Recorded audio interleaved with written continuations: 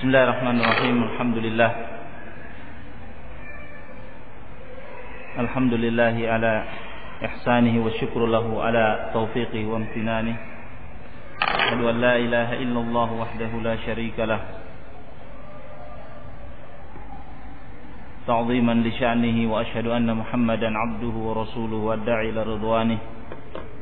Sallallahu alaihi wa ala alihi wa ashabihi wa man tabi'ahu bi ihsan ila yaumiddin, amma ba'd.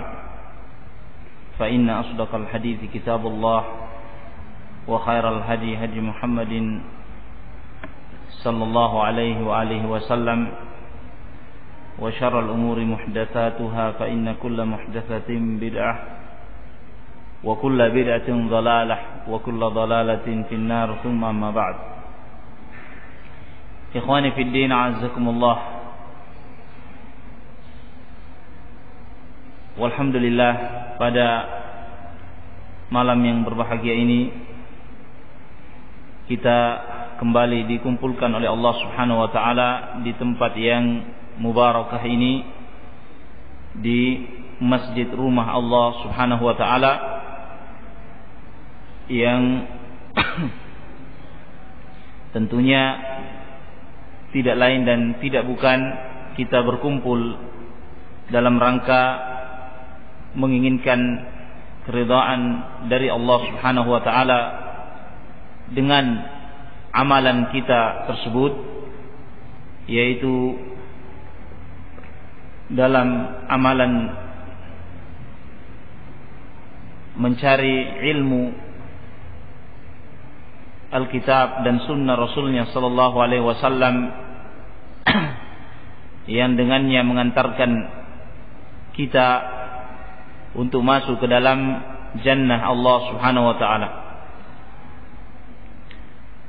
Nah, sebagaimana dalam hadis yang ma'ruf yang sering kita dengarkan, Rasulullah sallallahu alaihi wasallam menyatakan, "Man salaka tariqan yaltamisu fihi ilman, sahhalallahu lahu bihi tariqan ilal jannah."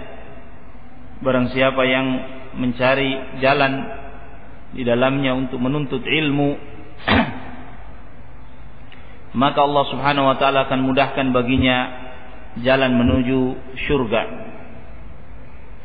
Oleh karena itu, alhamdulillah, pada malam yang berbahagia ini insyaallah taala kita melanjutkan kajian kita dari kitab kecil yang dijelaskan oleh atau ditulis oleh Syekh Abdul Muhsin Al-Abbad hafizahullah taala, dan insyaallah malam ini adalah malam yang terakhir dari kitab ini, dari pembahasan kitab ini, yaitu permasalahan haji atau rukun Islam yang kelima. Kemudian setelahnya insyaallah kita akan mengkaji kitab yang lainnya biiznillah. Baik, kita mulai perkataan Syekh Abdul Muhsin Al-Abbad hafizahullah taala, "Wa ammal hajju fa innahu ibadatun 'azimatun iftaradaha Allah 'azza wa jalla 'ala 'ibadihi fil 'umri marratan wahidah, wa hiya tashtamilu 'ala umurin tata'allaqu bil mal wa umurin tata'allaqu bil badan, wa laha atharun thayyibah wa nataiju hamidah fi hayatil insan. Wa qad jaa'a 'anil nabiyil karim alaihi salatu wassalam, al-umratu ila al-umrah kaffaratun lima bainahuma wal hajjul mabruru laysa lahu jazaa'un illa al-jannah." Rawahul Bukhari wa Muslimun. Adapun haji, maka sesungguhnya dia adalah ibadah yang azimah, ibadah yang agung, yang Allah Subhanahu wa taala fardukan terhadap hambanya sekali dalam seumur hidupnya. Dan ibadah haji ini mencakup daripada ibadah yang berhubungan dengan harta, demikian pula berhubungan dengan badan. yakni ibadah ini membutuhkan harta dan juga dilakukan dengan anggota badan, berarti terkait dengan kemampuan, istita'ah dengan mal dan juga kemampuan dengan badan, jasad, untuk melaksanakan atau menunaikan ibadah haji ini. Walaha atharun thayyibah, dan haji ini memiliki pengaruh yang baik dan hasil yang hamidah, yang terpuji dalam kehidupan setiap insan, yaitu telah datang dalam hadis yang diriwayatkan oleh sahabat Rasulullah sallallahu alaihi wasallam. Insyaallah hadis ini hadis Abu Hurairah radhiyallahu taala anhu, di mana Rasulullah sallallahu alaihi wasallam bersabda, "Al-umratu ila al-umrah kaffaratun lima bainahuma." Umrah satu kepada umrah yang berikutnya adalah dapat menggugurkan dosa-dosa yang ada di antaranya. Dan al-hajju al-mabrur laisa lahu jazaa illa al-jannah. Adapun haji yang mabrur tidak ada balasannya melainkan surga. Diriwayatkan oleh Imam Bukhari dan Muslim. Di dalam hadis ini Rasulullah alaihi salatu wassalam menyebutkan atau menjelaskan kepada kita asar pengaruh yang baik yang ditimbulkan daripada ibadah haji ini, yaitu tidak ada balasannya melainkan surga dari Allah Subhanahu wa taala. Tetapi tentunya haji yang mabrur, haji yang diberkahi oleh Allah Subhanahu wa taala. Sebagaimana akan disebutkan bahwa haji mabrur adalah haji yang ditunaikan sesuai dengan tuntunan Rasulullah alaihi salatu wassalam. Khudhu anni manasikakum. Ambillah manasik-manasik haji kalian dariku, kata Rasulullah. Yakni sesuai dengan tuntunan Rasulullah alaihi salatu wassalam. Kemudian pula yang kedua dari makna al-hajjul mabrur adalah sepulang dari haji orang tersebut atau muslim tersebut bertambah ketakwaannya kepada Allah Subhanahu wa taala. Naam, tidak justru kembali kepada amalan-amalan jahiliyah yang terdahulu sebelum dia menunaikan ibadah haji. Tetapi justru sebaliknya, dia memperbanyak, semakin menambah amalan-amalan saleh, amalan-amalan takwanya kepada Allah, sehingga ini pertanda bahwa hajinya adalah haji yang mabrur. Maka pantaslah dia mendapatkan balasan surga dari Allah Subhanahu wa taala. Demikian pula di dalam hadis ini Rasulullah sallallahu alaihi wasallam menyebutkan keutamaan daripada umrah. Naam, umrah satu kepada umrah yang lainnya adalah kafaratun lima bainahuma. Dapat menggugurkan dosa di antara keduanya.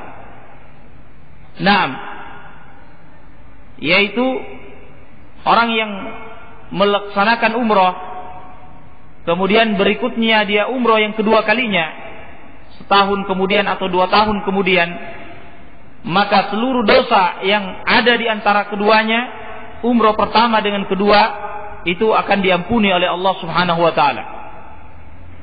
Ini menunjukkan keutamaan umrah.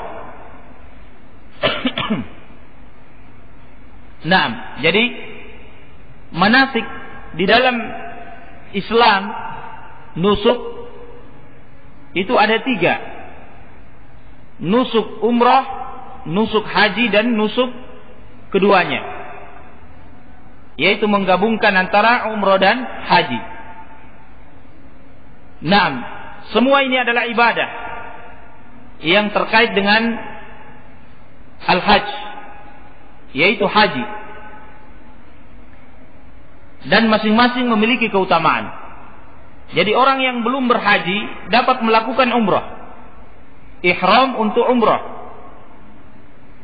Naam, dan hukum umrah ini adalah wajib. Tetapi dia bukan rukun Islam. Adapun haji wajib dan dia rukun Islam. Kemudian setelah dia umrah,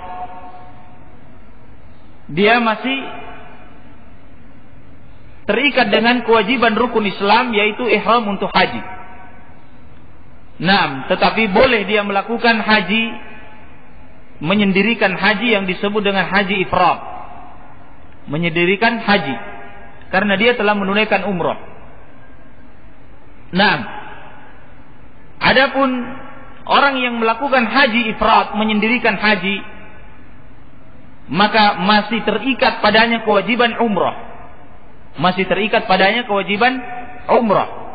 Karena ada orang yang menunaikan ibadah haji dengan bentuk ifrad, yaitu ihram untuk haji saja, tidak menggabungkan dengannya umrah. Maka orang yang seperti ini masih terikat kewajiban umrah pada dirinya. Nah, adapun haji yang qiran atau haji yang tamattu, maka ini adalah menggabungkan dua ihram. Ihram umrah terlebih dahulu, kemudian menunggu sampai musim haji, kemudian dia ihram untuk berhaji. Nah, ini namanya disebut dengan haji qiran atau haji tamattu. Nah, dan yang paling afdal adalah haji tamattu. Yang paling afdal adalah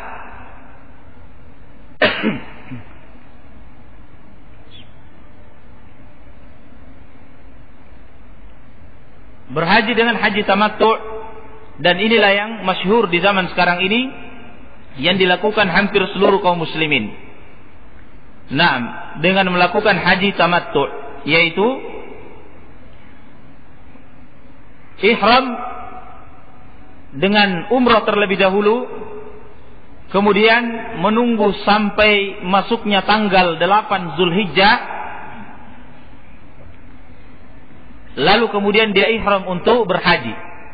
Karena ibadah haji dimulai pada tanggal 8 Zulhijjah, yang disebut dengan hari Tarwiyah. Yang disebut dengan apa? Hari Tarwiyah, di mana disunnahkan kaum muslimin hujjaj, para haji, untuk berkumpul di Mina. Naam, berkumpul di Mina, bermalam pada pagi tanggal 8 sampai dengan pagi tanggal 9 Zulhijjah, lalu mereka menuju ke Padang Arafah, yang merupakan inti daripada haji. Padang Arafah pada tanggal 9 Zulhijjah. Naam, di mana Rasulullah SAW menyatakan al-hajju Arafah. Haji itu adalah Arafah, intinya haji. Rukunnya haji adalah wukuf di Padang Arafah. Yang wajib seluruh kaum muslimin berada pada batasan tanah Arafah, karena tidak semua masuk dalam batasan Arafah. Seperti misalnya masjid yang dikenal dengan Namirah, Masjid Namirah, sebagiannya masuk batasan Arafah, sebagiannya keluar dari batasan Arafah. Nah, banyak kaum muslimin para hujjaj yang berhaji kemudian standby di Masjid Namirah ini, ternyata dia berada di bagian yang di luar dari batasan tanah Arafah. Maka ulama menyatakan hajinya tidak sah, karena belum dianggap sebagai orang yang wukuf di Arafah. Dia wukuf di luar Arafah. Sementara Rasulullah SAW menyatakan al-hajju Arafah, haji itu adalah Arafah. Ini penting diketahui oleh kaum muslimin wal muslimat, para hujjaj yang menunaikan ibadah haji. Naam, dan bagian yang tidak termasuk tanah Arafah pada masjid tersebut, karena masjid itu masjid luas, yaitu bagian kiblat. Naam, yang masuk tanah Arafah adalah bagian belakang. masjid, kurang lebih seperduanya, dan para ulama pemerintah bersama dengan pemerintah telah membuat tanda yang sangat besar dengan segala jenis bahasa bahwa ini adalah batasannya tanah Arafah dan ini adalah bukan. Jadi sudah diberi batasan tanda alamat oleh pemerintah bersama dengan para ulama, tapi masih banyak kaum muslimin yang tidak paham.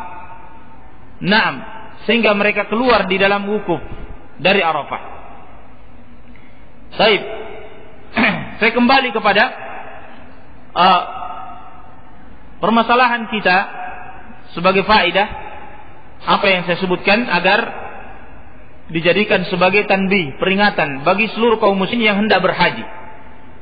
Naam, yaitu pada tanggal 9 Zulhijjah mereka berada di Arafah, wukuf, dan di situ adalah doa yang sangat makbul yang disebutkan di dalam hadis yang disahihkan sebagian para ulama, bahwasanya Allah Subhanahu wa taala turun pada langit bumi, langit yang pertama di hari Arafah tersebut, sehingga orang-orang yang berdoa doanya mustajabah, dikabulkan oleh Allah Subhanahu wa taala. Naam, dan di situ pula Rasulullah sallallahu alaihi wasallam bersungguh-sungguh dalam berdoa, mengangkat kedua tangannya, mengangkat kedua tangan beliau alaihi salatu wassalam. Sebagian ulama menyebutkan mengangkatnya tinggi sampai terlihat ketiak beliau, dan sebagian menyebutkannya mengangkatnya setinggi dada beliau, yaitu dengan dikepalkan seperti ini, seperti orang miskin yang meminta-minta kepada orang yang kaya. Nah, berdoa seperti ini. Sebagian ulama menyatakan berdoa dengan mengangkat tangannya seperti dalam solat istisqa sampai terlihat kedua ketiak beliau. Wallahu ta'ala alam bisawab. Karena tata cara Rasulullah SAW berdoa dalam mengangkat tangan ada 3 cara atau 4, dengan cara yang kebanyakannya adalah seperti ini. Naam, disejajar dengan dada beliau, lalu sejajarkan kedua telapak tangannya. Ya, tidak seperti ini, tetapi tertutup. Naam, kemudian ada yang terangkat seperti ini, dalam keadaan perut tangannya menghadap ke langit. Kemudian ada yang terbalik, Rasulullah berdoa dengan sampai terbalik, punggung tangannya menghadap ke langit.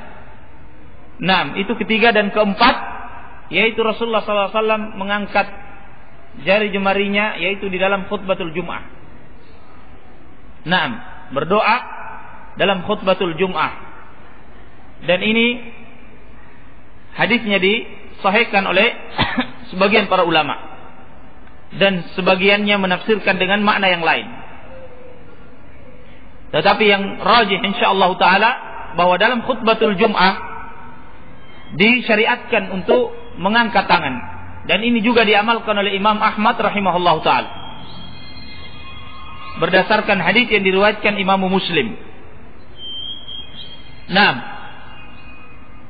jadi Rasulullah bersungguh-sungguh dalam berdoa di Arafah tersebut, karena doa sangat makbul, sangat terkabulkan. Nah, kemudian setelah Arafah, maka para hujjaj wukuf sampai menjelang terbenamnya matahari. Terbenamnya matahari, kemudian bersiap untuk menuju ke Muzdalifah. Menuju ke Muzdalifah untuk mabit di Muzdalifah. Naam. Kemudian sesampai di Muzdalifah menjamak salat maghrib wal isya. Menjamak salat maghrib wal isya di Muzdalifah. Hukum mabit di Muzdalifah, Syekh Al-Albani merojihkan pendapat yang menyatakan rukun haji, dan jumhur ulama yang lainnya menyatakan bahwasanya wajib, bukan rukun. Wajib, bukan rukun. makna mabit bermalam adalah 1/2 malam. Mendapatkan 1/2 malam. Yakni kalau nyampe jam 6 atau jam 7, maka berarti dia tinggal 6 jam. Ini makna mabit. Tetapi karena kondisi, maka para ulama memberikan fatwa, kondisi yang sangat darurat, tidak memungkinkan untuk mabit, sehingga berniat saja, kemudian lewat. Naam. Tetapi ini di dalam hadis itu khusus pada orang yang sudah tua renta, yang tidak punya kemampuan, fisiknya sudah lemah. Naam. Atau wanita haid dan selainnya yang ada uzur. Tetapi yang tidak memiliki uzur, maka afdalnya dia mabit di Muzdalifah sampai 1/2 malam. Naam. Karena sebagian ulama menyatakan itu rukun haji. Tetapi kesalahan kaum muslimin yang kebanyakan para hujjat, mereka hanya berlalu saja, lewat, dan tidak ada niat untuk mabit. Naam. Sehingga mereka tidak melaksanakan mabit, melainkan mereka hanya lewat saja di Muzdalifah tersebut. Nah, ini sangat berbahaya. Paling rendah dia meninggalkan kewajiban haji, sehingga dia harus membayar denda dam, menyembelih 1 kambing. Naam, yang dikenal dengan dam. Ya, bukan hadiyu. Kalau hadiyu adalah kewajiban yang harus, salah satu kewajiban haji qiran dan haji tamattu. Salah satu kewajiban orang yang melaksanakan haji tamattu adalah menyembelih. Faman tamatta'a bil umrati famastaysara minal hadi.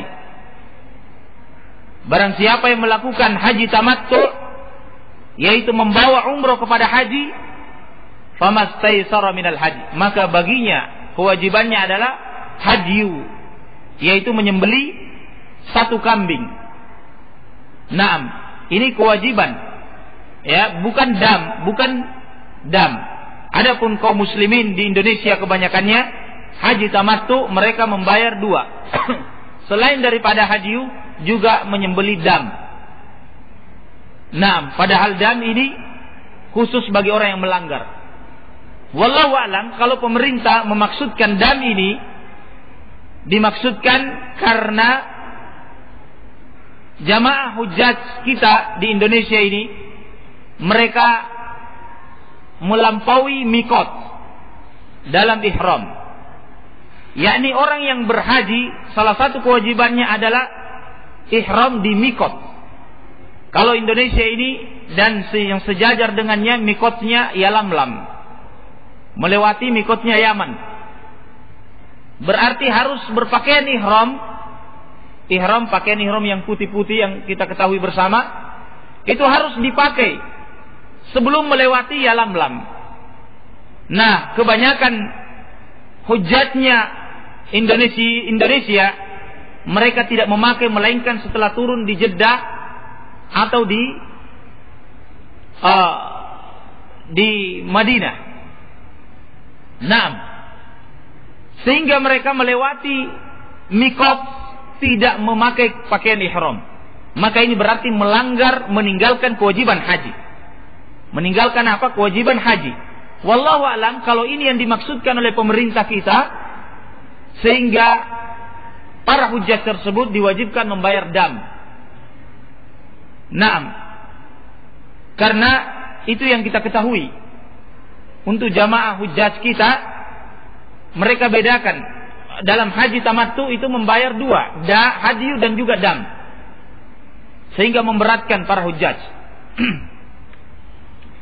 Naam. Atau ada hal lain yang diinginkan dengannya. Naam.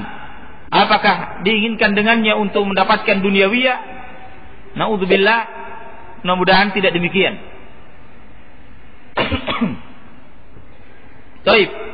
Jadi ini kesalahan yang harus diketahui oleh kaum muslimin wal muslimat para hujjaj. Mereka harus memakai ihram di mikot sebelum melampaui mikot tersebut. Kalau bisa dipakai dari bandara Jakarta, sudah dipakai ihram tersebut. Nanti niat diucapkan labbaika Allahumma labbaika umratan, ya, wa hajjan kalau haji tamattu. Dua disebut, umrah dan haji. 10 menit atau diumumkan oleh pesawat bahwa 5 menit kemudian kita akan melewati miqat Yalamlam. Naam, baru kemudian kita bertalbiyah. Allahumma labbaika umratan wa hajjan. Ini yang benar. Naam. Tetapi berpakaian masih di negerinya itu boleh. Dibolehkan di bandara Jakarta sana, boleh untuk kita pakaian ihram. Lalu kita menunggu 10 menit atau 5 menit sebelum melalui miqat, lalu kita bertalbiyah. Tidak boleh kita bertalbiyah di semasi kita di negeri kita.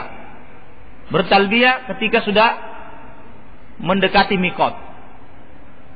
Nah, kemudian setelah itu Rasulullah sallallahu alaihi wasallam dan para sahabat setelah mabit di Muzdalifah menuju ke pada subuh harinya, setelah sholat subuh matahari menguning, ya, baru kita menuju ke Mina. Itulah Pak tanggal 10 Zulhijjah.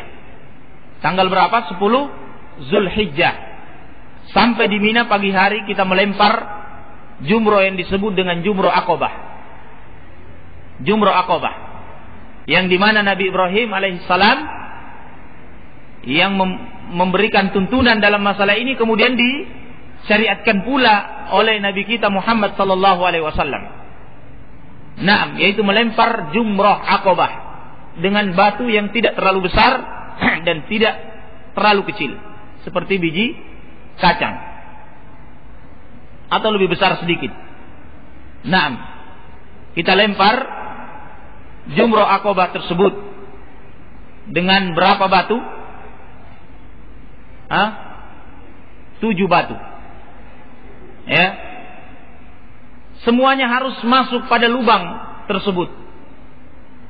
Yang sekarang para pemerintah dan para ulama, karena saking besarnya jumlah para hujjaj, dibuatlah pelebaran mulut Aqabah tersebut. Diperlebar sehingga orang yang melempar bisa batunya masuk, meluncur ke lubang yang dimaksud, yaitu lubang jumroh Aqabah ini.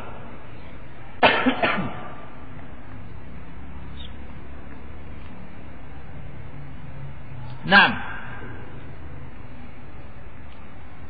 baik, setelah melempar jumroh Aqabah, maka bisa melakukan sesembelihan terlebih dahulu, menyembeli apa yang disebut dengan hadiyu, kewajiban haji tamattu, atau bisa memotong rambut terlebih dahulu lalu kemudian menyembeli. Naam. Ya, kemudian setelah itu tawaf. Tawaf dengan disebut dengan tawaf apa? Al-Hajj. Tawaf haji. Naam, yang merupakan rukunnya haji. Setelah tawaf melakukan sa'i. Tawaf 7 putaran dan kemudian melakukan sa'i antara Safa wal Marwah, juga 7 putaran berakhir dengan Marwah. Dari Safa awal menuju ke Marwah 1 sampai 7 dan berakhir di Marwah. Kemudian setelah itu tahallul. Naam, tahallul yaitu mencukur rambut.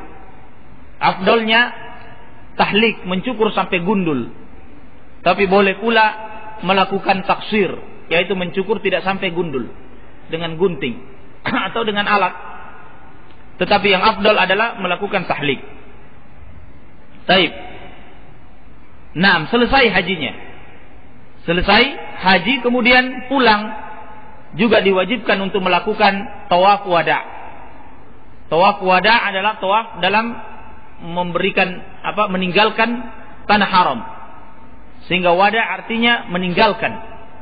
Ya, kita datang kembali tawaf sebagai pengagungan ibadah taqarrub ila Allah dan memuliakan Ka'bah, Baitullah Al-Haram. Sehingga kita melakukan tawaf wada ini. Pulang ke negerinya selesai haji.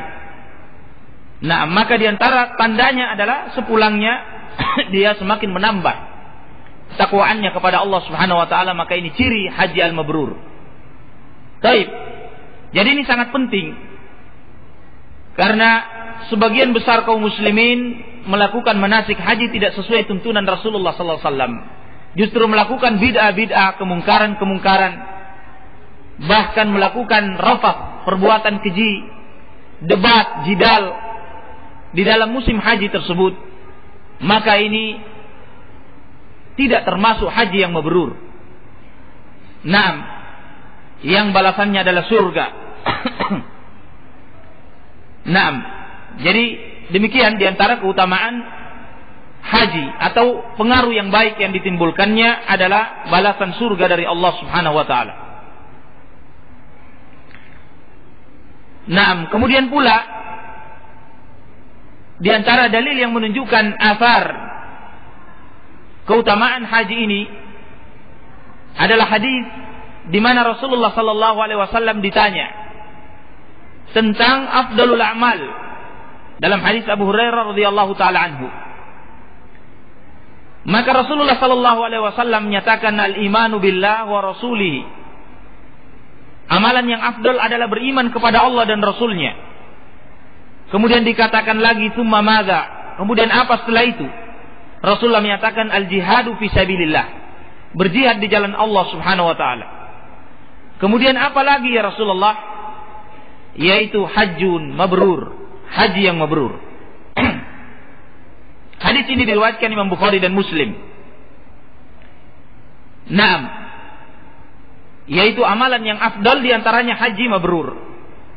Demikian pula dalam hadis yang lain, Rasulullah sallallahu alaihi wasallam bersabda juga dari sahabat Abu Hurairah, "Man hajja lillah falam yarfuth wa lam yafsuq, raja'a ka yaumi waladatu ummuh." Barang siapa yang haji karena Allah, dia tidak melakukan rafath, yakni perbuatan keji. Tidak pula dia melakukan perbuatan fasik, perbuatan maksiat. Raja'a ka yaumi waladatu ummuh, maka keutamaannya dia kembali seperti hari yang dia dilahirkan oleh ibunya, yakni suci dari dosa-dosa. Nah, ini menunjukkan bahwa haji yang mabrur itu akan menggugurkan seluruh dosa, termasuk di dalamnya dosa kabair, dosa-dosa besar. Naam, selama dia melakukan haji mabrur dan tidak melakukan perbuatan rafath dalam masa hajinya, perbuatan keji, perbuatan fasik, maka akan disucikan oleh Allah Subhanahu wa taala sebagaimana sucinya bayi yang lahir dari perut ibunya.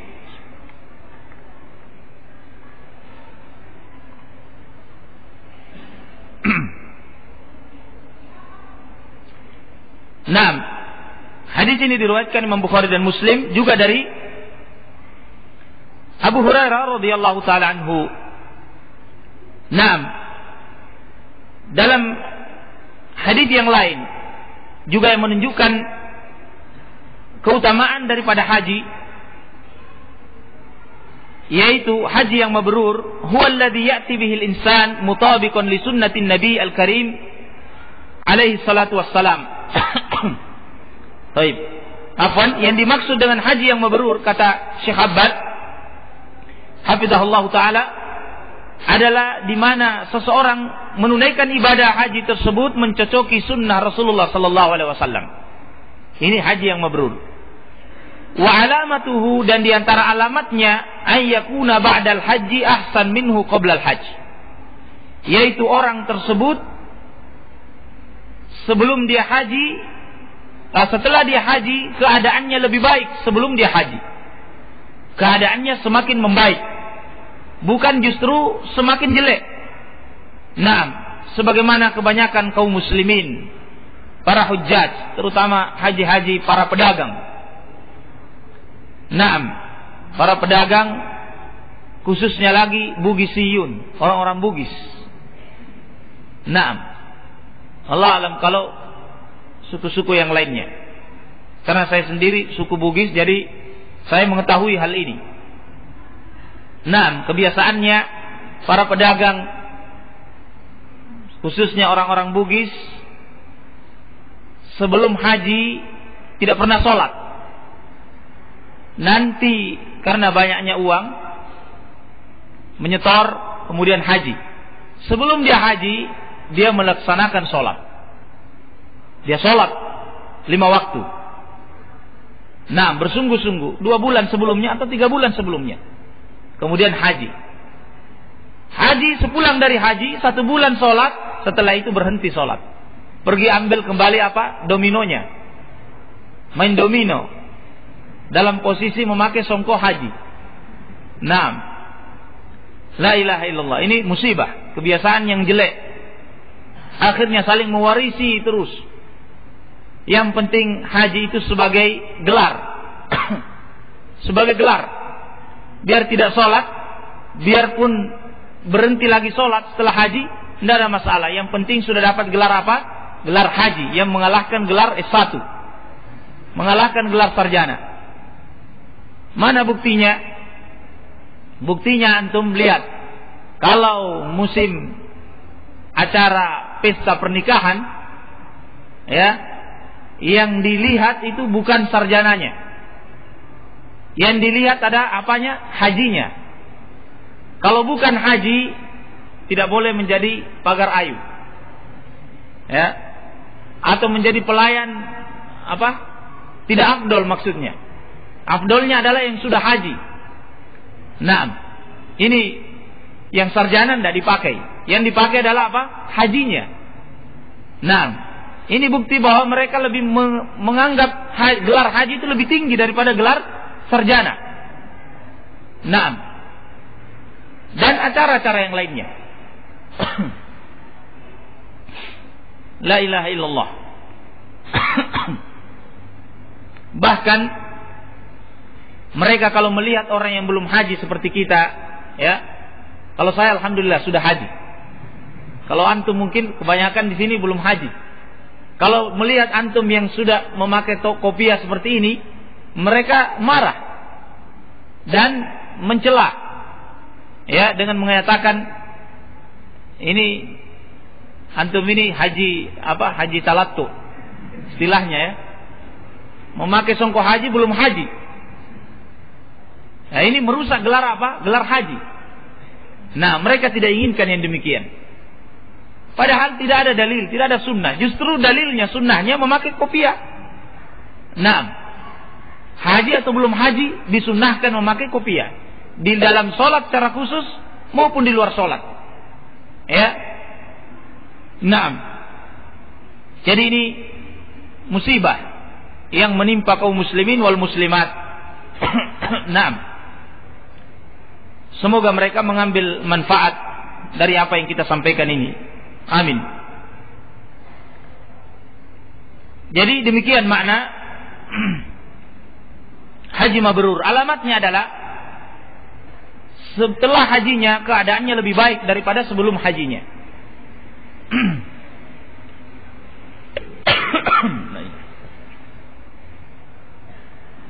ثم أيضا يترتب على أداء الحج والعمرة أنه يتقرب إلى الله عز وجل بعبادات لا وجود لها إلا في ذلك المكان. Juga yang ditimbulkan daripada menunaikan ibadah haji dan umrah ini dalam rangka mendekatkan dirinya kepada Allah Subhanahu wa taala dengan ibadah-ibadah yang tidak terdapat di tempat yang lainnya, melainkan khusus di tempat, satu tempat, yaitu di Ka'bah Baitullah Al-Haram, yang merupakan rukunnya haji, yaitu tawaf. Nah, tawaf ini adalah ibadah yang dijadikan oleh Allah Subhanahu wa taala sebagai kekhususan dari seluruh ibadah-ibadah yang lainnya, yaitu beribadah berputar di Ka'bah Al-Mukarramah, Ka'bah yang dimuliakan, yang disucikan oleh Allah Subhanahu wa taala. Naam, yang tidak boleh dilakukan di tempat manapun. Di tempat manapun di dunia ini tidak boleh dilakukan tawaf, baik di kuburan atau di pohon tertentu atau tempat yang dikeramatkan. Nah, barang siapa yang melakukan tawaf selain di Ka'bah Al-Mukarramah, maka dia terjatuh di dalam perbuatan syirkun. Nah, syirik. Dan kebanyakannya ini adalah syirkun akbar. Seperti yang dilakukan oleh saudara-saudara kita di Mesir, yang tawaf di kuburannya siapa? Al-Badawi, yang mereka kultuskan sebagai orang saleh. Naam. Padahal ini adalah tokoh sufi kabir, tokoh sufi yang besar,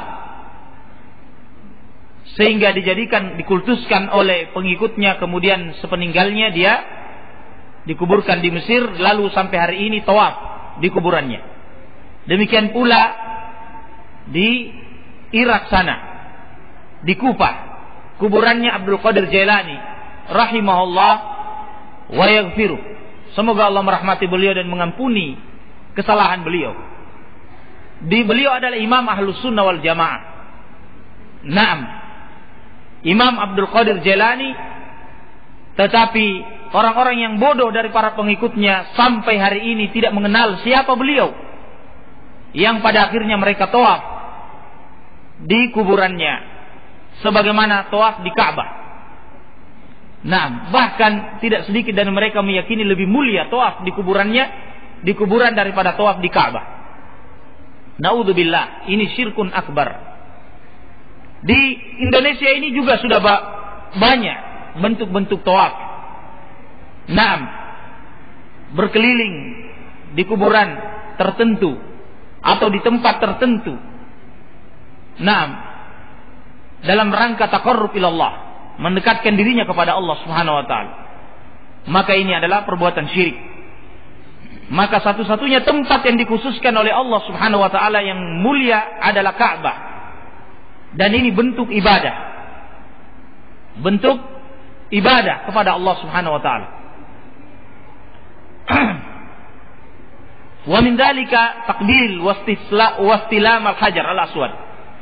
Di antara juga perkara taqarrub ilallah yang terdapat dalam ibadah haji dan umroh ini adalah mencium hajar aswad.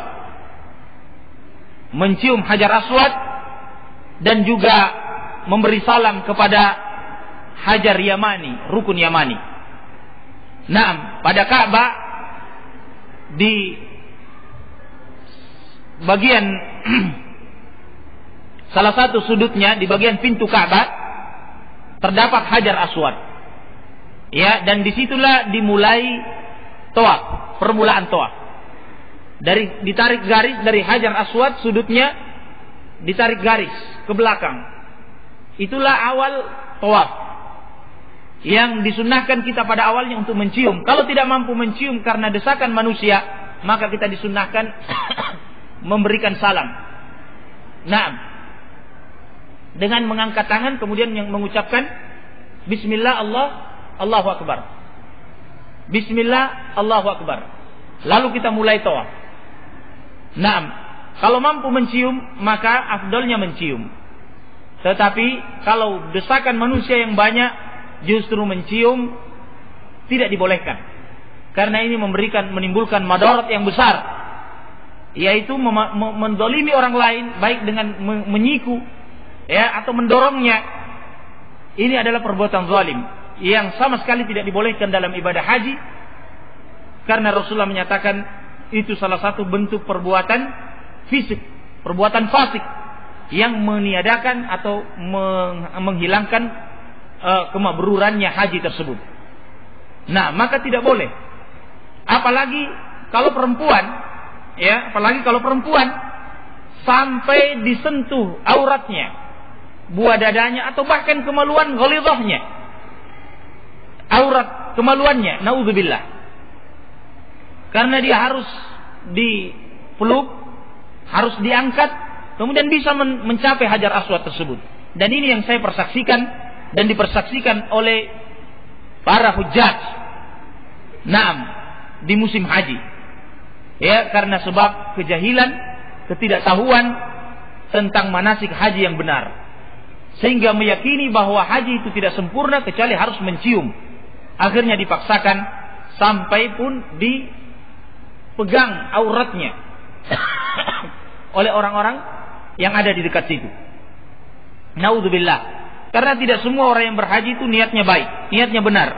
Banyak orang yang haji niatnya rusak, untuk mencari duit, mencari dunia, atau untuk melakukan maksiat dengan menyentuh para wanita. Naam, ya, orang-orang luar negeri, orang-orang Afrika banyak. Naam, yang hatinya jelek, niatnya jelek, sehingga kita harus berhati-hati. Naam, nasallallahu alaihi wal afiyah. Jadi mencium Hajar Aswad adalah termasuk kekhususan mencium batu. Tidak boleh mencium yang lainnya. Haram mencium selain daripada Hajar Aswad sebagai bentuk ibadah. Sebagai bentuk ibadah. Nah, tidak dibolehkan. Kalau kita mencium, berjabat tangan, mencium tangannya orang tua kita, la ba'as. Ya, kita memuliakan orang tua, ini tidak mengapa.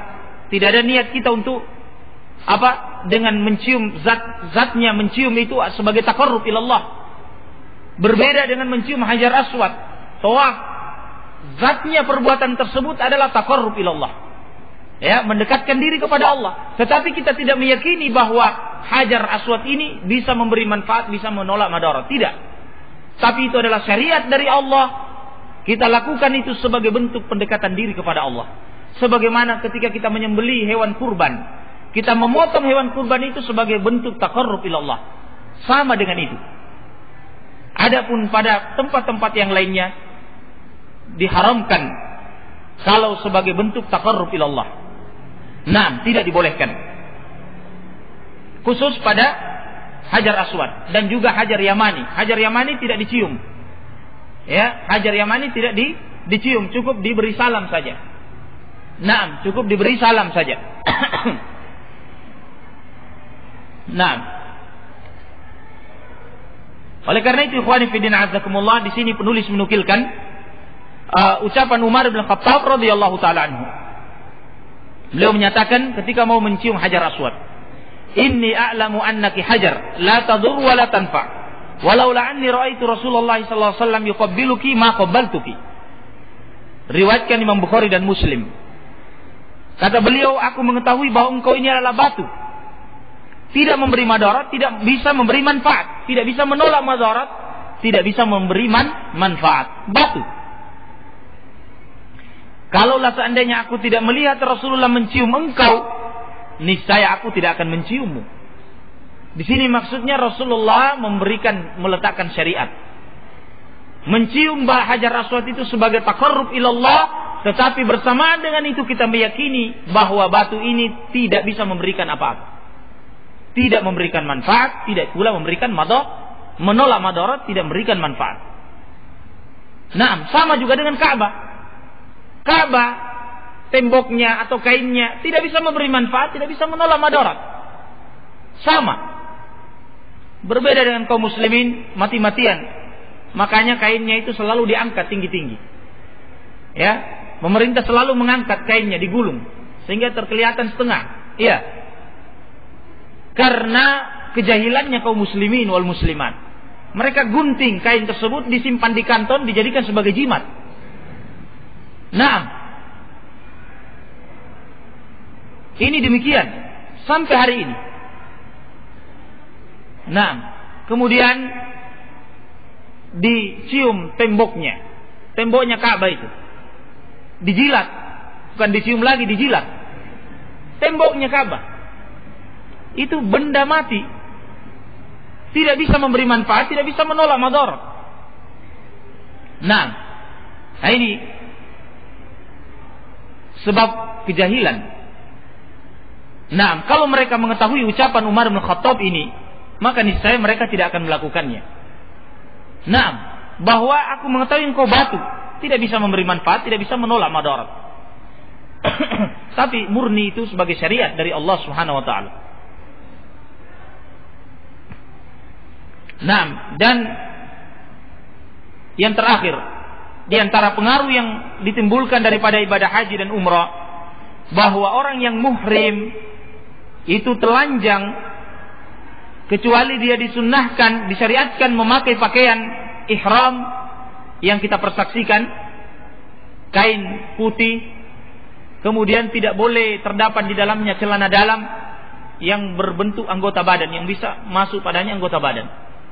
Tidak celana sirwal, tidak pula gamis. Nah, tapi kalau kainnya itu berjahit misalnya mendatar begini saja, tidak ada masalah. Ya, misalnya disambung, mungkin pendek, disambung dikasih panjang, tidak ada masalah. Bukan ini jahit itu yang dimaksud. Berjahit yang dilarang adalah yang membentuk anggota badan, seperti ada lengannya atau ada tempat masuknya kaki, seperti celana dalam. Ini tidak boleh. Nah, ini juga kebiasaannya orang-orang Mesir, ya. Kalau antum haji, antum akan lihat keyakinannya orang Mesir itu harus memakai celana dalam, sehingga sangat nampak segitiganya itu dari luar. Kelihatan segitiga celana dalamnya tersebut dari dibalik pakaian ihramnya. Itu keyakinannya orang Mesir. Padahal ini melanggar. Nah, ini melanggar. Kewajiban haji adalah dan umrah memakai ihram dan telanjang, tidak memakai apa-apa. Di sini faedah. Nah, kata beliau, ya, faedah yaitu terjadi persamaan antara goni wal fakir, orang yang kaya dan miskin. Kemudian tidak boleh memakai sesuatu pun yang diletakkan di atas kepala. Ya, tidak boleh memakai kopiah seperti ini, harus terbuka. Untuk menunjukkan bahwa manusia ini semua sama, yang kaya, yang miskin, yang tinggi jabatannya, yang rendah, bangsawan atau rakyat biasa, semuanya kedudukannya sama. Apa yang membedakannya? Taqwa Allah, yaitu orang yang paling bertakwa kepada Allah Subhanahu wa taala. Inilah yang paling mulia. Nah, oleh karena itu presiden tidak boleh dikhususkan. Dalam musim haji umrah, presiden harus membuka kopiah. Tidak boleh ada yang terletak di atas kepalanya. Tidak boleh dia memakai celana dalam. Buka. Nah, ini menunjukkan apa? Untuk menunjukkan persamaan. Seluruh manusia itu sama kedudukannya di hadapan Allah. Yang membedakan adalah takwanya kepada Allah Subhanahu wa taala. Nah, ini hikmah di antara asar yang ditimbulkan dalam haji. Nah, sehingga pun kita dapat mengetahui atau menanamkan dalam benak kita bahwa dalam bermuamalah, dalam keseharian kita, yang membedakan pemuliaan kita kepada yang satu dengan yang lainnya adalah ketakwaannya. Ketakwaannya kepada Allah, bukan karena kayanya, bukan karena tinggi jabatannya, tidak, tapi karena ketakwaannya kepada Allah Subhanahu wa taala. Nah, hal ini diwujudkan oleh Allah khususnya dalam musim haji, musim umrah. Di sini terlihat. Nah, tidak ada perbedaan satupun. Siapapun yang haji harus telanjang, memakai pakaian ihram yang sama warnanya, juga putih. Nah, begitu pula disyariatkan pula untuk menggundul, ya, mencukur. Kalau dia tidak mau menggundul, mencukur.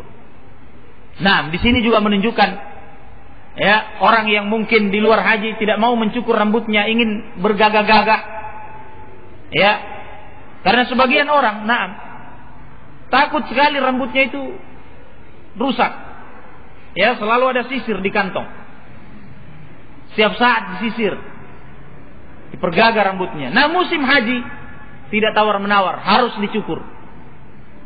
Dan afdolnya dihabiskan sama sekali. Tahlik namanya. Ini yang afdal. Mengkilat. Ya, sehingga sama semuanya. Kalau antum tidak mau memilih yang afdal, dicukur. Ya, cukur seluruhnya, jangan cukur seperti modelnya tentara. Antum tahu modelnya tentara cukur. Ya, dulu kita mengatakan cukur kadaro. Kadaro itu orang Bugis bilang apa? Anu kelapa itu, apa? Tempurung kelapa. Kalau kita potong kelapa biasanya ada yang disisa, ya, bagian atasnya untuk pegangannya. Nah, sama cukur tentara itu apa? Menyisa bagian depannya sedikit. Ya, ini namanya kosa. Tidak boleh cukur seperti ini. Dilarang oleh Rasulullah sallallahu alaihi wasallam. Cukurnya harus semua rata. Ya, dari semua menyeluruh rambut rata. Tidak boleh model Mandarin. Ya. Naam. Maka ini diantara asar yang baik yang ditimbulkan bagi orang yang menunaikan ibadah haji dan umrah. Naam, wallahu taala alamu bis-shawab. Karena waktu, maka kita cukupkan insyaallah taala. Kita akan lanjutkan pada kitab yang lainnya. Dan terakhir Syekh menutup kitabnya ini dengan ucapannya, wa sallallahu azza wa jalla an yuwaffiqana jami'an lima yurdihi wa an yaj'alana mimman yastami'ul qawla fayattabi' ahsana wa an yaj'alana hudatan muhtadin. Aku memohon kepada Allah azza wa jalla, semoga Allah memberikan taufik kepada kita semua seluruhnya terhadap apa yang Allah ridhoi, dan semoga Allah menjadikan kita termasuk orang-orang yang mendengarkan ucapan lalu mengikuti yang paling baiknya. Naam, dan menjadikan kita sebagai hudatan muhtadin, sebagai orang-orang yang berada di atas petunjuk dan memberi petunjuk kepada orang yang lainnya. Naam, subhanakallahumma bihamdik, syahadu an la ilaha illa anta astaghfiruka wa atubu ilaik. Akhiru da'wana anil hamdulillahi rabbil alamin.